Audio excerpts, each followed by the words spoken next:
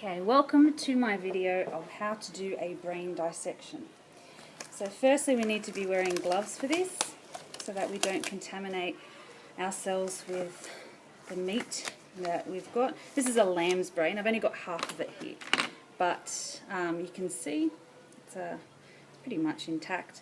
So what we're going to do is we're actually going to label the parts today. You can see the outside of the brain is all really squiggly. For a human brain, it's actually even deeper grooves and more folds as we've got more neural connections. So what we're going to do today is I'm going to get you guys to cut open bits of the brain and label different parts. So from here already we can see a number of the main parts. This is the front of the brain, and this is the back of the brain, and at the bottom we have this little brain called the cerebellum. So we're going to label that bottom bit with the cerebellum by just putting that little flag in there. The other part that we need to label is the cerebrum, which is the main part of the brain, the large part, and that's this section up here, that whole section there. Actually, we're going to turn it over so we can see the other bits as well. Just rearrange it so it's sitting right. They do get a little bit messed up.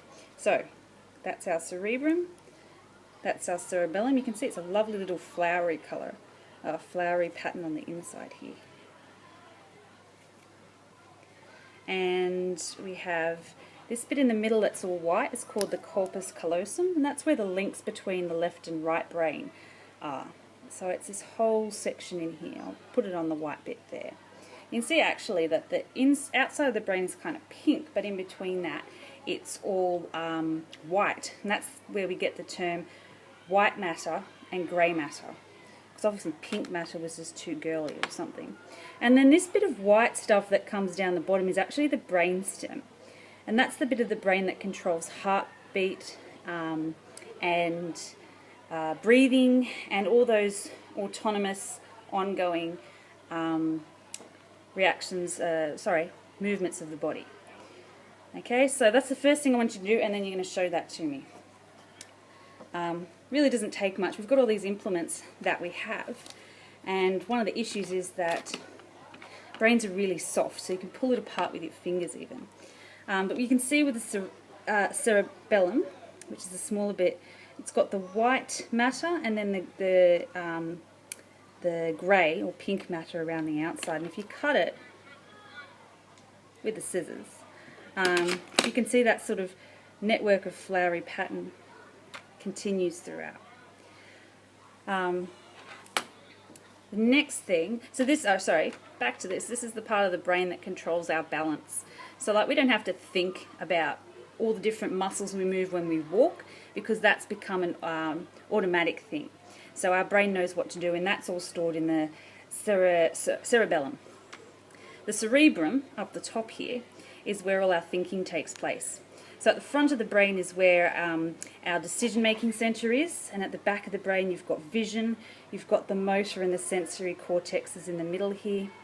And there's lots of different parts of the brain, but it really all looks the same. And there's our brainstem. So when you cut open the cerebellum, you can actually see that whole corpus callosum is right underneath between all of it.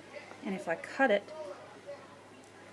you can see that wavy branching pattern on the inside as well. You can also see all the blood vessels that are flowing to bring nutrients to the brain. The brain actually uses the most amount of blood from the body because it uses so much energy to keep up all our thought processes.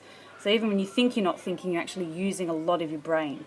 Not 10% as the myth goes. So from here you can actually have a look. If you're lucky, at the front of your brain you may have a tiny bit of gland tissue called the pituitary gland, which I don't think I've got here.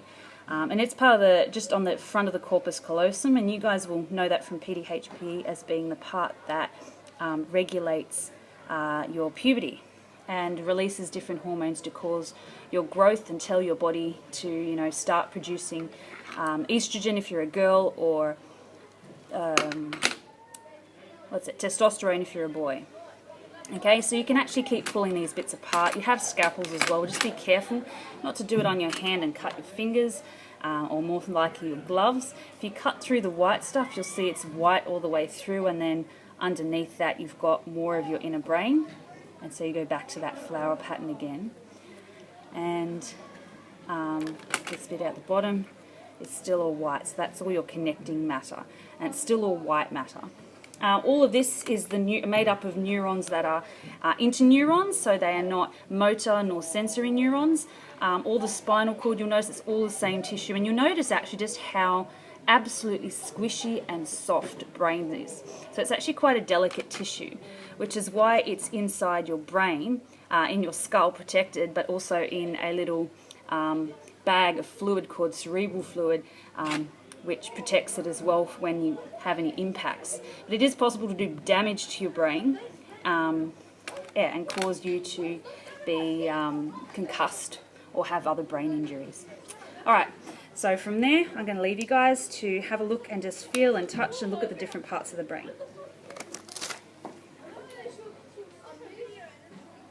And one thing, when you're done, gloves and brain, you're going to wrap it up in the paper, and you're going to put them in the bin that I provide. Don't put it in our normal rubbish bin, and just for safety we're going to wipe down the benches with some disinfectant. That's all.